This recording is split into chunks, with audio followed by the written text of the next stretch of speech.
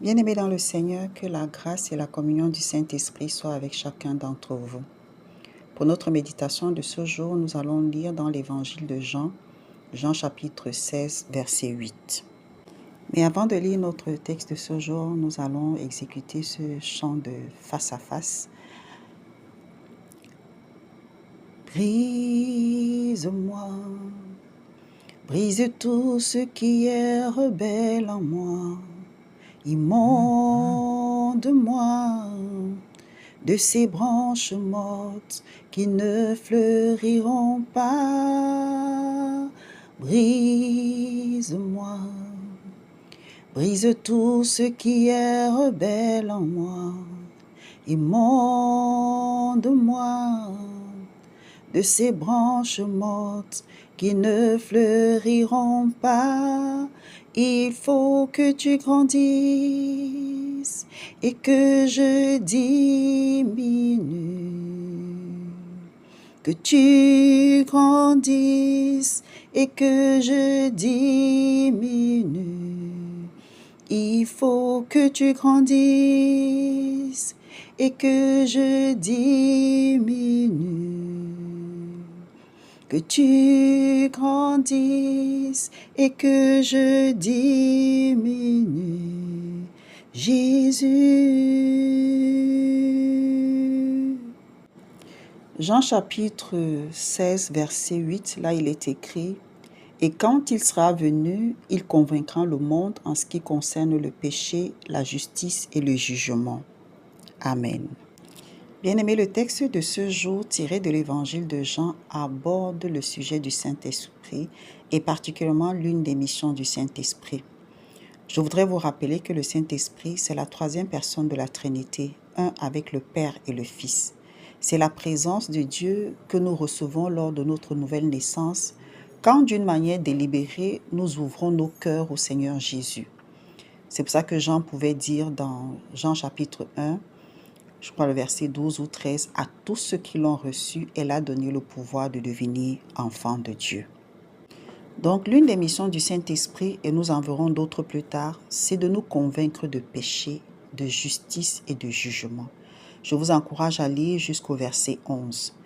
Dans la version Parole de vie, il est écrit « Quand il viendra, il montrera au monde qu'il se trompe au sujet du péché, au sujet de ce qui est juste et au sujet du jugement. » Le Saint-Esprit ne définira pas le péché selon ta culture, ni selon ton éducation et tes valeurs, ni selon les standards de ce monde qui évolue si rapidement, mais selon la loi éternelle de Dieu. Concrètement, je vais prendre un cas. Je prends le cas d'une personne qui a menti ou qui a volé. Personne ne sait que tu as menti ni que tu as volé. Mais parce que le Saint-Esprit habite en toi et qu'il est ton aide, il ne te donnera pas la paix sur ce que tu as fait. C'est comme une conversation à l'intérieur de toi, comme une bataille dans ton cœur, loin du regard des autres, jusqu'à ce que tu admettes ta faute. Mais je veux que tu retiennes que le Saint-Esprit ne te convainc pas pour te condamner, bien-aimé. Ce n'est jamais en vue de te condamner.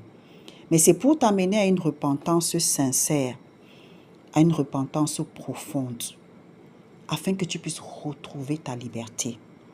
Et après cette repentance, il remplit ton cœur de sa paix. Une paix qui peut même t'amener à la réparation, c'est-à-dire aller avouer à l'autre ton mensonge ou tout simplement avouer l'acte de vol que tu as commis. Alors ce matin, j'ai envie de te dire, mon frère, ma soeur, que si tu entends sa voix aujourd'hui, n'endurcis pas ton cœur, s'il te plaît. N'endurcis pas ton cœur. Laisse le Saint-Esprit non seulement te convaincre, te conduire, te guider, te libérer, car il est ton aide et ton consolateur. La promesse que le Père nous avait faite quand il devait envoyer son esprit, c'est qu'il avait dit que lorsqu'il va mettre son esprit en nous, donc il va mettre son esprit en toi, pour te rendre capable d'obéir à ses lois, de respecter et de faire ce qu'il t'a commandé. De toi-même, tu ne peux pas le faire. Voilà pourquoi est-ce que le Saint-Esprit est dans ta vie. Alors aujourd'hui, si tu entends sa voix, n'endurcis pas ton cœur. Laisse-le t'aider à mener une vie chrétienne véritable et authentique. Amen. Précieux Saint-Esprit, nous t'adorons. Nous honorons ta présence dans nos vies. S'il te plaît, accorde-nous la grâce de disposer nos cœurs à t'obéir lorsque tu nous convaincs de péché, car sans toi, notre vie manque d'authenticité. Père, nous te recommandons les veuves, les orphelins, les démunis, l'étranger. S'il te plaît, fais du bien à chacun selon son besoin. Que ta consolation aborde par ton esprit dans le cœur de tous ceux qui pleurent un être cher, de tous ceux qui se sentent seuls, abandonnés, incompris, rejetés. Que ton Église, née de la Pentecôte et conduite par ton Esprit Saint, s'y déploie davantage dans la mission que tu lui as donnée de prêcher la bonne nouvelle à toute la création. Éternel, bénis notre nation, le Cameroun, qui vient de célébrer un autre anniversaire de son unité, et que toute la gloire, l'honneur te soit rendu, parce que tu es notre Père et que tu es notre Dieu. Merci, précieux Saint-Esprit, au nom de Jésus. Amen.